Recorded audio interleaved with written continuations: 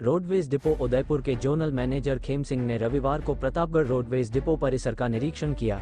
इस दौरान रोडवेज परिसर में सीसीटीवी कैमरे, सुरक्षा गार्ड सहित मूलभूत सुविधाएं बढ़ाने के निर्देश चीफ मैनेजर मनीष जोशी को दिए।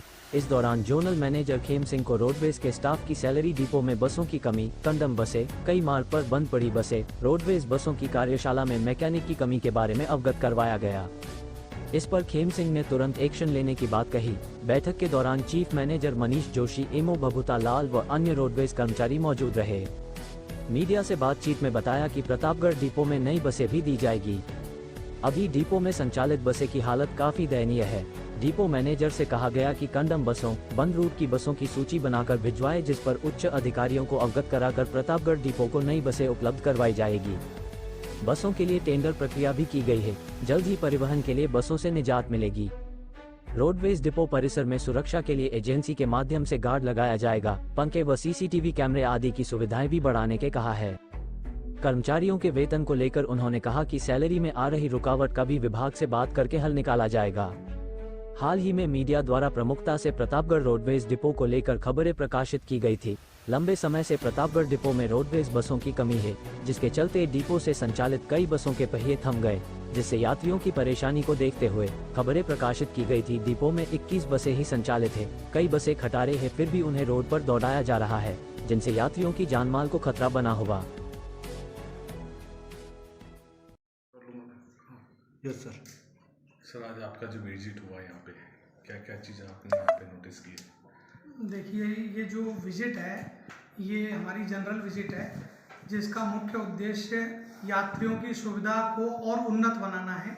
जिन संसाधनों के साथ हम आज काम कर रहे हैं उनका बेस्ट यूटिलाइजेशन करते हुए हम यात्रियों को कितनी अच्छी सुविधाएं दे सकते हैं।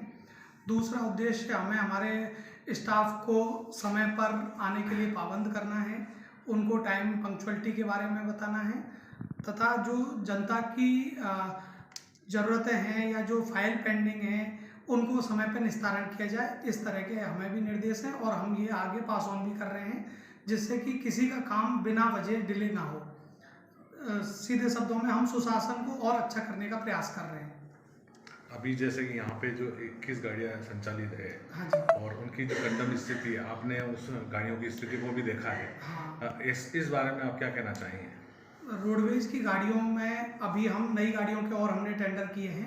400 बसेज का ऑन कॉन्ट्रैक्ट मॉडल पर लेने का अभी टेंडर प्रक्रियाधीन है मुख्यालय स्तर पर। हमने 76 बसेज का एसी बसों का भी टेंडर किया हुआ है, और साथ में 590 बस का हमारी खुद की रोडवेज की बसों का टेंडर की प्रक्रियाधीन है। तो हम उम्मीद कर रहे हैं कि जल्दी हम नई बसेज ले आएंगे और नई बसें आने पर उपलब्ध करा दी जाएंगी। प्रतापगढ़ और बांसवाड़ा के डिपो को अभी तक लंबे समय से नई गाड़ियाँ नहीं मिली, क्या कारण रहा? क्या उसको हमेशा उतरन की गाड़ियाँ ही क्यों मिलती आई है? ऐसा नहीं है कि हम किसी डिपो विशेष को गाड़ियाँ नहीं देते। हमारी जो रोडवेज की खुद की खरीद 2020 में हुई थी, जब हमने 875 गाड़ियाँ खरीदी थी, उस समय पे हमने नई गाड़ियाँ भी उपलब्ध कराई हैं। उसके बाद में जिन जगह पे कॉन्ट्रैक्ट की गाड़ियों का अनुबंध समाप्त हो रहा है, वहाँ हम कॉन्ट्रैक्ट की गाड़ियों को उपलब्ध करा रहे हैं और अपनी भी प्रक्रियाधीन है। साथ ही बीच में जो डिपो दिल्ली गाड़ियाँ चला रहे थे, उनके लिए हमने प्रायोरिटी पर नई गाड़ियाँ उपलब्ध कराई हैं, क्योंकि 1 नवंबर से दिल्ली में BS6 गाड़ियाँ ही जा सकती हैं। तो पहले प्रायोरिटी पे उन डिपोज को रखा गया है जिनकी डिपो की गाड़ियाँ दिल्ली सर्विस देती थी, और बाकी डिपोज को भी फेज वाइज हम उपलब्ध कराएंगे। प्रतापगढ़ डिपो में स्टाफ की भी कमी है, ऐसे में कैसे संचालित होगा डिपो? हाँ, ये निर्णय सरकार के स्तर पर हमारे MD साहब भी प्रयास कर रहे हैं कि अगर हम भर्ती करवा पाते हैं तो प्रस्ताव भेजे गए हैं, और उस पर जैसे भी सरकार निर्णय करती है तो हम भर्ती के लिए प्रयास करते हैं। जैसे कि आपने अभी बस स्टैंड की जो स्थिति को देखा है, यहाँ पे ना तो यहाँ पे इसका नाम लिखा हुआ है, बिल्डिंग पे कोई नाम नहीं लिखा हुआ, और जर्जर कंडीशन में यहाँ की बिल्डिंग हो गई है।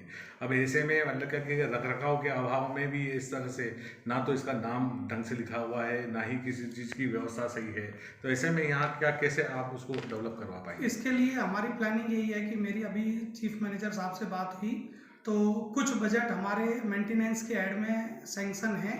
फंड की उपलब्धता का इश्यू है, जिसको मैं अपने लेवल पे सिविल सेल से टेकअप कर लूँगा। हमारे मुख्यालय की जो सिविल सेल इन मरम्मत गतिविधियों को देखती है, उसके साथ में हम अपना पॉइंट रख देंगे। लंबे समय से स्टाफ की सैलरी भी नहीं मिली है, इसका क्या कारण रहा? सर इसकी फाइनेंशियल क्रंच ही है और वो पूरे राजस्थान का ही इशू है, जिसमें हमें दिसंबर और जनवरी की सैलरी अभी पेंडिंग है। बट हमारी फाइनेंस विंग सरकार के साथ मिलकर इस पर काम कर रहे हैं कि हम जल्दी से जल्दी दिलवा पाएँ। Thank you sir.